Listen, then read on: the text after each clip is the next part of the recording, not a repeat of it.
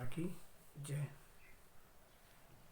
बोल सन्यासी बाबा की जय। बोल गुरु महाराज की जय।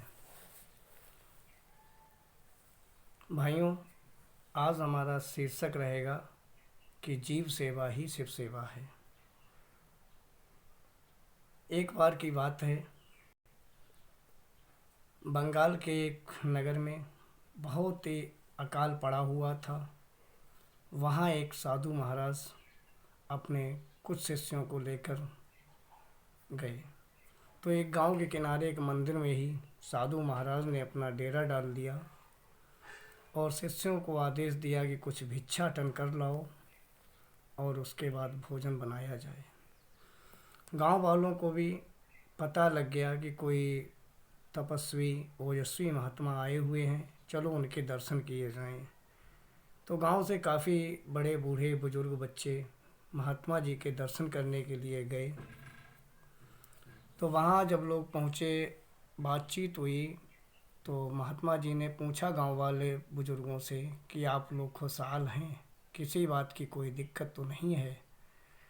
तो वहाँ के बुजुर्गों ने बोला कि महाराज, दिक्कत तो सबसे बड़ी ये है कि यहाँ 1 साल हो गया बारिश नहीं हो रही है। पूरा गांव, पूरा इलाका भुखमरी की कगार पर है। आप ऐसा करते कि कैसे भी यहाँ पर पानी बरसवा देते, बड़ी महान कृपा होती। तो महाराज जी ने कहा चलो ठीक है, अभी हम आए हैं तो पानी भी बरसेगा।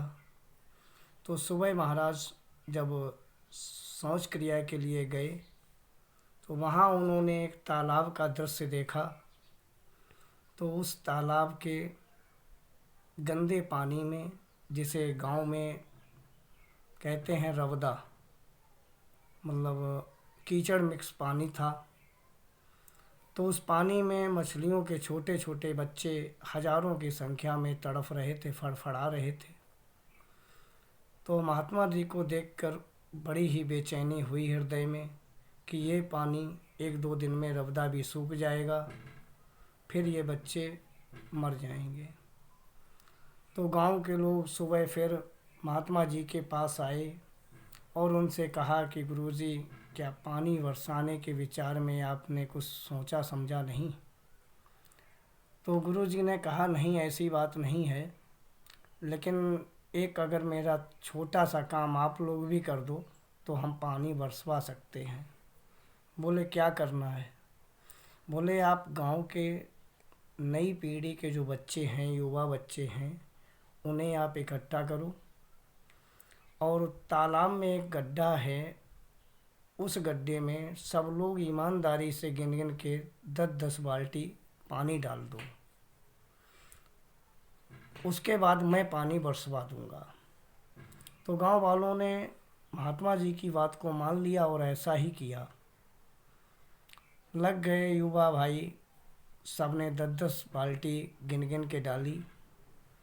जब पानी डाल चुके सब लोग, फिर बोले कि महाराज जी आप पानी बरसाओ। तो महाराज जी ने कहा कि रुक जाओ भाई, थोड़ा मौका दो मुझे, हम पानी बरसवा देंगे।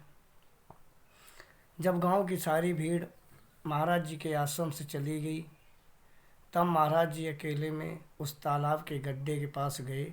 वो गड्ढा पानी से भर चुका था और मछली के जो हजारों बच्चे थे, अब वो बहुत अच्छी तरीके से पानी में खेल रहे थे।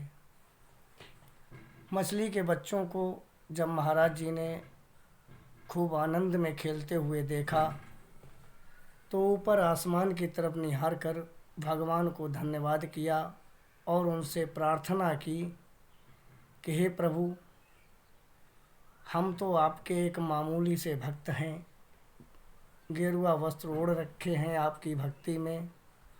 आप तो जानते हो कि हम में कोई सामर्थ्य नहीं है, पानी बरसवाना ये मेरे बस की बात कहाँ है। हे प्रभु, मेरे बस में इतना ही था, मेरी बुद्धिमत्ता से जो काम मेरे योग्य था वो मैंने कर दिया। मैंने हजारों मछली के बच्चे, मछलियाँ मरने से बचा लीं। हे प्रभु, अब इन भगवा वस्त्रों की और हमारी भी थोड़ी लाज रख लो और आप पानी बरसा दो। तो उन महात्मा जी की पुकार को भगवान ने सुना और वहाँ पे काफ़ी भयंकर बारिश हुई। गांव वाले बहुत खुश हो गए और बाहर निकल के आए। बाद में बोले कि महाराज जी, आप तो वाकई में देव के अवतार हो। जो आपने सालों का सूखा था, गांव भूखमरी से मर रहा था, जूझ रहा था, आपने पानी बरसवा दिया। महात्मा जी ने कहा, नहीं मेरे भाइयों, हम भगवान नहीं हैं, हम भी भगवान के छोटे मोटे भक्त हैं, उन्हीं की पूजा पाठ करते हैं, हम एक साधारण व्यक्ति हैं। ऐसे समझा बुझाकर गांव वालों को लौटा दिया। तो हमारी कहानी का भाव ये है कि आप अगर भगवान की सेवा करना चाहते हो तो सबसे पहले आपको अपना नज़रिया चेंज करना पड़ेगा। आपको हर जीव जंतु में ईश्वर ही दिखाई देना चाहिए। जिस प्रकार उन उच्च कोट के महात्मा की नज़र थी, वैसी ही नज़रिया हर किसी को रखना चाहिए। संसार का कोई भी जीव हो, उसकी सेवा, उसका हित करना ही भगवान की सेवा होती है। बोल भगवान भोलेनाथ की जय। मैं अपनी वाणी को यहीं विराम देना चाहूँगा। और अगर आपको मेरा वीडियो अच्छा लगा हो तो उसे लाइक करें, सब्सक्राइब करें और शेयर करें।